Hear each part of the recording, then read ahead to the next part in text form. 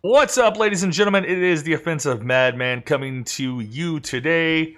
A live review of Wreckfest for the PS5. If you watch this video after the fact, we actually did this live on stream. The chat is live and in living color.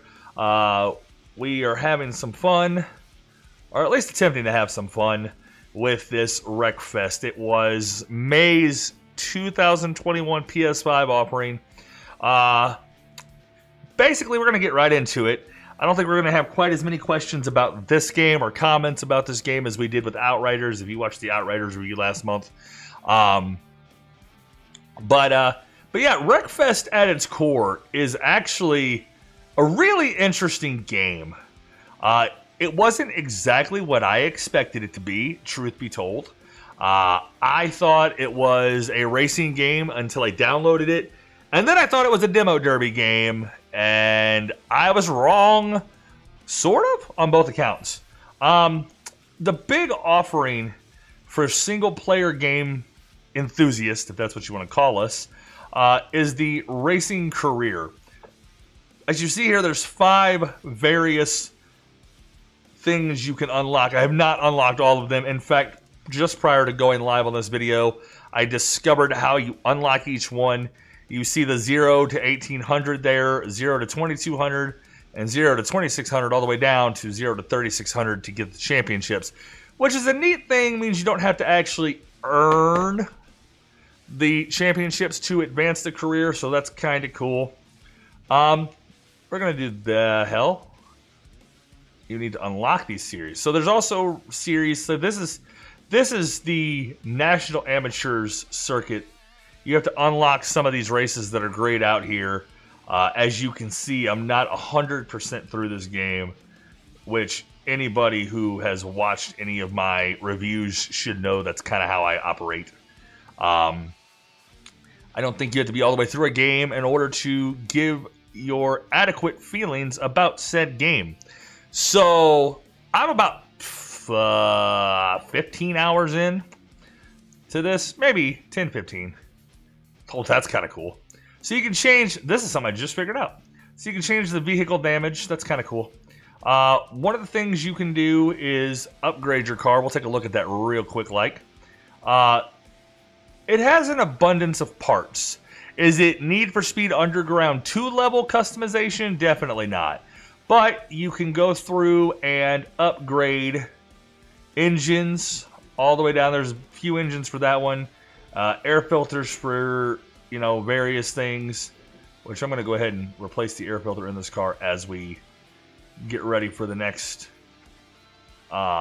race that we're doing here. I've unlocked quite a few parts already, and, well, more or less, we're trying to increase and improve this nice little Herbie car. So you can go in and customize the various parts of this, of the different things you can do, like spark plugs, things like that. And then there's also armor that you can add to more or less make your car a little more durable. So that's like, there's neat things you can do on both sides. Performance armor to give you that fluctuation to really kind of customize your car. Then there is the paint shop, which the paint shop kind of leaves a lot to be desired for me. So far, I've only seen like real small levels of customization here. You can change the colors and stuff, and I mean, that's cool, but I don't think you really can get in, at least not yet. Now, that may be something that they do later in the game or some DLCs. There's a lot to be desired in the way of the paint there. Jesus Christ, I couldn't think of the word. And then finally, you can tune your vehicle. This is actually one of the neatest things, in my opinion, as far as the customization goes. You can change all of this stuff. There's brake balance, where you can figure out if it's going to more lock up your front, rear, or in the middle. There's your differential, which you can go locked, limited, and opened. your gear ratio to determine how wide open your gears are to determine your speed or top speed. And then finally, your suspension to adjust kind of where your car sits and how it handles bumps. So from a customization standpoint, which real quick, we are going to do this this game review in 3 different pieces as we always do. Obviously, there is no story per se, so let's go ahead and we'll do it via customization, via realistic physics and handling, and then in depth, because I feel like those are really the 3 things that hold any racing enthusiast attention. Are, realism. If you're into realism, now you're not playing Twisted Metal for realism, but realism, depth, and customization. So, like, for example, Midnight Club and Need for Speed Underground, those 2 games were, fucking considered some of the best ever created, and there's a reason why. So, from a customization standpoint, probably would say a 7 out of 10 for that. Strictly because, like I said, while you can change the parts, you can do various things, make and create your car kind of how you would like. To a lesser degree, there are a number of games that are out right now, even on the previous generation of consoles, that really give you more customization and more freedom of customization than Wreckfest does. Where Wreckfest shines is in the gameplay and what I consider the realism of the physics. Now, I don't do demolition derbies. Never have. Though I'm not going to say I never will, but I never have. The destruction element of this game is awesome. I've played various demolition derby games in the past. I really like the way that this game handles the demolition derby aspect and just the car destruction aspect. How the parts break off, how they kind of litter the field. All of those little nuances I really, really like. So from that end, oh good God.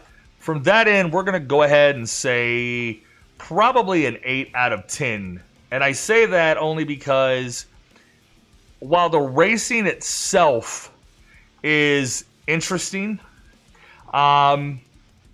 the Demolition Derby for me is where it's at. The Demo Derby version of this game is where it's at. As a non-huge racing fan, I was really excited to play this game for the Demo Derby aspect of it. So that was really what I was excited about, and it lived up to that hype. So finally, let's talk depth. And that is, I think, where this game is a drop-off. If you beat the career mode, there is nothing left to do. There's no side missions. There's nothing. And if somebody probably asked me, well, how do you know that you've never beat it? Well, I have never beat it, but I have talked to a few people who have. Really, this game has its best moments in online play. And that's not a bad thing, especially when you're talking PS5, Xbox Series X generation of consoles, because online play is a lot easier than it ever has been. But that being said, if you enjoy single-player games, then overall, this game I don't think is the racing game that you're after. I would go from a single-player depth experience, probably a 3. Because I'm talking, there's just nothing left after you beat the career mode other than going online, playing head-to-head, which if you're into that kind of thing, I've done a little bit of online play with some friends, and it's not bad. It's smooth, it works, and if you're into that and enjoy that element, and that's what I'll probably do with this game going forward, truth be told, is I want to really get into the demo derby with just some friends. Get 8 or 10 people in a demo derby to fuck shit up. Like, why not? That sounds like a good time to me. So, it does leave a few things to be desired. Plenty of DLC is out there for the game, which isn't good and or bad. I don't know. I think they could have added a little more to the base game, but that doesn't mean that it's necessarily bad. I wouldn't pick it up for any more than maybe $20. Granted, again, full disclosure, I got it for free as part of PlayStation Plus. So that is kind of where my thoughts sit on Wreckfest for the PS5. Last, let's do the final score, because I know, that's kind of where I take these high notes and end them. Well, final score is going to be 5. I'm going to go straight half, 5 out of 10. The game is fun, but there really isn't enough here to hold your attention for the long haul. If you're looking for a racing game that wants to do that, stick to Midnight Club, Gran Turismo, or just about any other major racing simulation style game out right now, because that's really, there we go.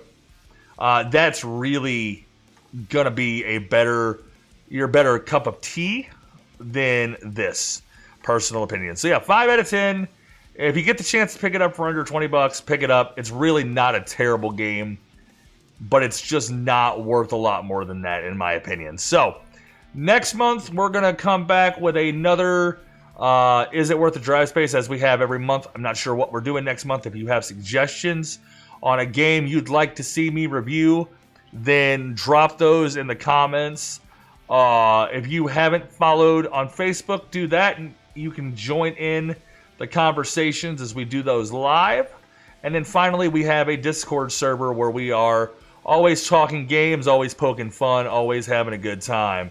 So if you're into Discord and think Discord is up your alley, be sure to join the Legion, the Coalition, not the Legion, the Coalition of Madmen server on Discord. There's a link in the video below. And yeah, until next time, ladies and gentlemen, keep having fun. Keep those suggestions coming. And remember that if words offend you, you can fuck off.